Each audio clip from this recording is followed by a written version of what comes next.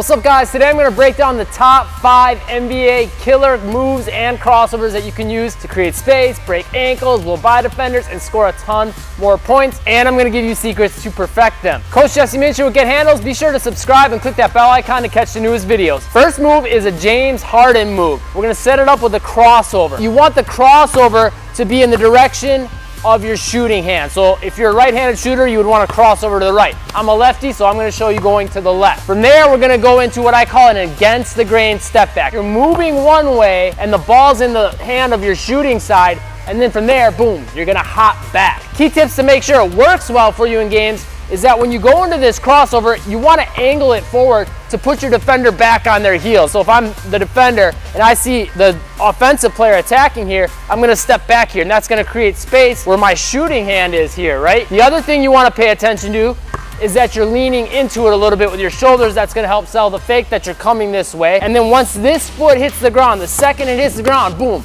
push off it hard and try to land on both feet at the same time. That'll easily put you in position to go up for that jump shot as quickly as possible. Click that like button if you dig that move. Next move I love because it's crazy versatile. So the basic concept for it is to start with an inside out. The way Kyrie will do this a lot is real close to his defender, and he'll keep that in and out real tight, and he'll either take a baby step with that opposite foot, or sometimes he won't take a step at all and he'll just lean his shoulders a little bit just to get the defender shifting that way a little bit. From there, he's going to take a little bit more of a step out here and lean in this direction to really get the defender to shift this way.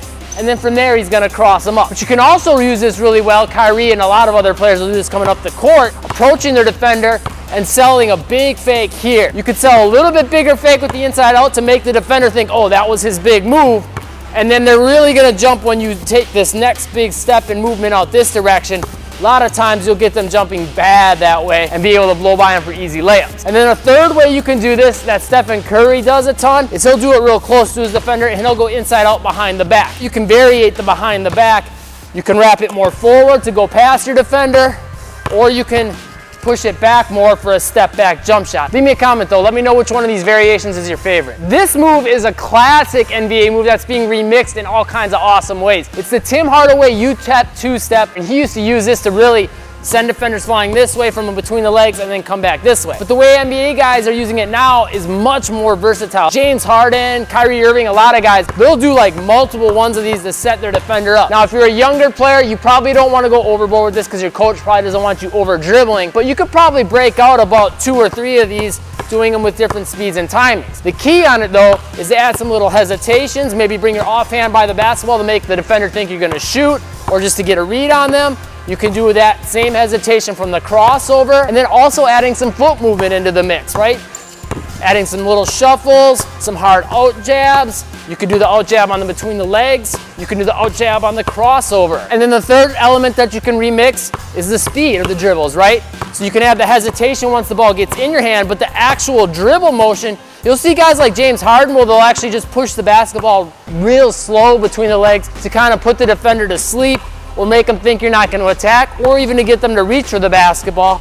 And then you can hit them up with a hard crossover, or you could go from this slow to all of a sudden hit them with a hard crossover to get them to bite that way and then cross back this way. The big key to using this and making it work in games is that you work on all those different variations that I just gave you, all those combinations, so you're comfortable with them. Then in game situations, you just want to break them out naturally without having to think about it, and that's why your practice is going to pay off. So then you can just make a quick read on your defender and see what they're biting on, see what they're going to move to, and you can take advantage of their movement. This next move is one of the #1 moves for breaking ankles, and it's also one of the best moves for creating space for easy jump shots. I got 3 variations for you on this, and there's a ton of options from it. It's the snatch back. But the thing you want to pay attention to with it is typically you'll want to do this going to your shooting hand side. So me, I'm a lefty, I would really use this a lot to the left side. Reason for that is typically shooters are going to have their shooting side foot slightly forward. I know a lot of coaches teach to have your feet squared, but typically the way you'll make more of your shots if you watch your game footage is when that shooting side foot's slightly forward.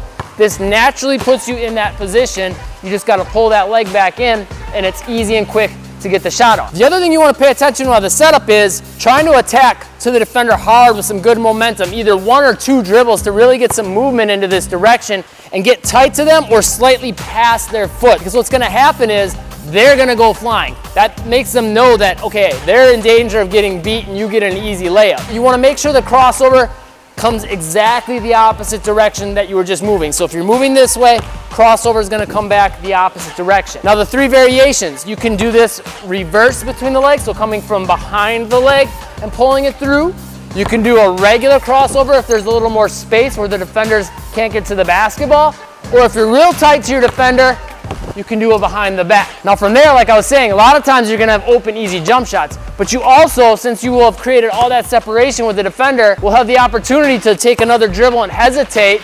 Jamal Crawford's killed some guys with this, and they'll try to close the gap on you, and then from there you can drive this way, or if they're too far to this side, just cross back over and go that way. And the final move has become a big thing in today's NBA. Damian Lillard, James Harden, Kyrie Irving, Stephen Curry, you name the star player, and it is the step back. Key tips to making it work. You can do it either from just standing still and setting up and just creating that quick separation, but the way you'll see most guys use it to get the shot off is they'll set it up with a jab step, okay?